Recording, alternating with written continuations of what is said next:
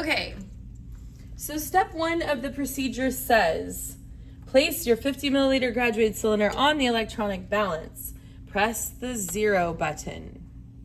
The reason that we do this is because we want to measure the mass of the water, but we have to have a container to put it in.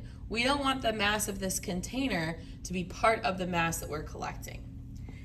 Then it says to fill the graduated cylinder with exactly 25 milliliters of water. So I'm going to go ahead and gently fill this. I'm going to do pour until I get real close. Then I'm going to use my pipette to get me the rest of the way.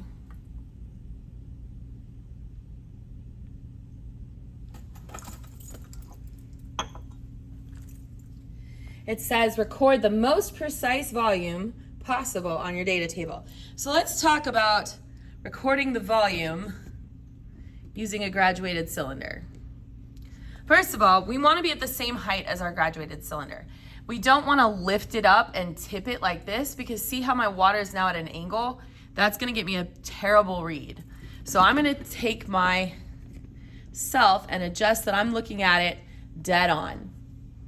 Now, if you look, I really am just right below the line. I'm not actually quite to the 25. I'm just right below the 25 line. So see down here, this is the 20, this is the 30. I count my little lines, 1, 2, 3, 4, and that one that I'm almost touching but not quite is the 25.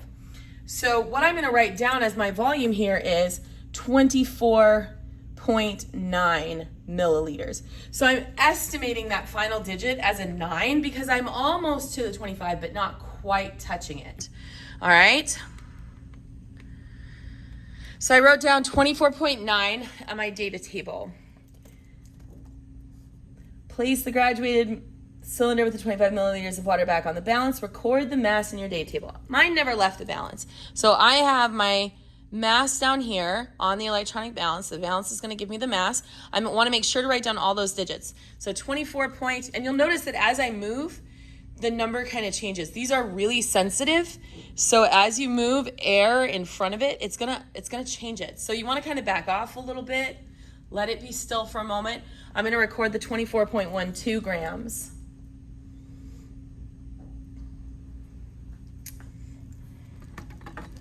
Okay, so the next thing we need to do is calculate our density. The equation for density was given right here as mass divided by volume. So I'm going to take my calculator and I'm going to put in my mass, which was 24.12. I'm going to divide it by my volume, which was 24.9. That gets me a very messy number of 0.96867466988. So what do I write down? Well, on my data table, this number had 4 digits. This number had 3.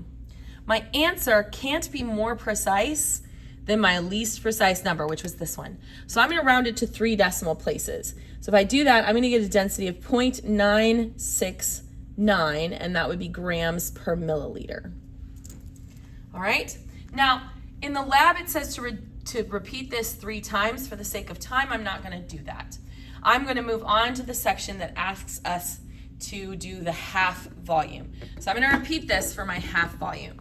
So I'm going to dump out my graduated cylinder,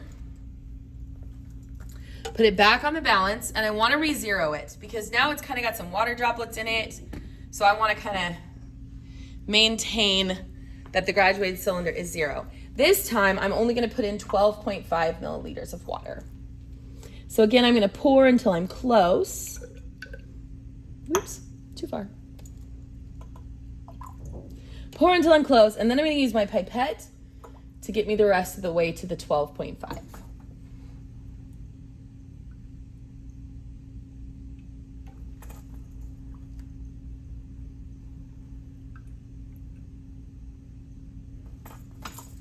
Now, one more time, we want to look at our graduated cylinder right on angle, okay? And it looks a little bit like I may have gone a little past 12.5. Not too far, about 12.6 maybe. So I'm going to write down my volume as 12.6 milliliters. The next thing I need to do is to record the mass, which again I have on this readout here. The electronic balance gives us our mass. So my mass was 11.76 grams.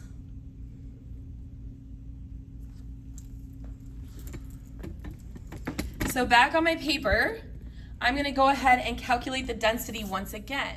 Okay, so back on my paper here, I'm going to calculate the density once again. The equation for density is given as mass over volume. So I'm going to take my mass of 11.76 and divide that by my volume of 12.6. Messy number of 0.9333333333333. So again, this had 3 digits, this had 4. I'm going to round this number to 3 digits, the lesser of the two. So 0.933 grams per milliliter. So now the investigation we were doing was to compare these two density values to determine if density was intensive or extensive. Okay, now I want to talk about these two numbers. In class, I had you do this 3 times and get an average, 3 times and get an average. The reason that we did that is because anytime you're taking a measurement, there is room for human error. We don't always see the measurement as accurately as we could. Okay? There's also room for error with our tools. Our tools are only so precise. And so there's a little bit of give there in the numbers.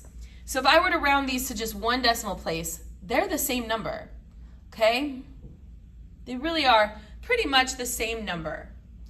A lot of people looked at this and said, well, they're not exactly the same, so clearly this is extensive because the number changed. The number is really pretty much the same. These numbers are so close. They're only off by a few hundredths of a gram per milliliter, okay? And that we can explain as human error in measuring, okay? So really, density is an intensive physical property because when we cut the volume in half, remember we changed this by half. What should happen if I change these by half, if this is extensive, is that the density should be halved. So this should be, the second one would be 0.45. We're nowhere close to 0.45. We're actually staying pretty close to the 0.9, okay? So this is an intensive physical property. Density is an intensive physical property because when you cut the volume in half, the density does not measurably change, okay?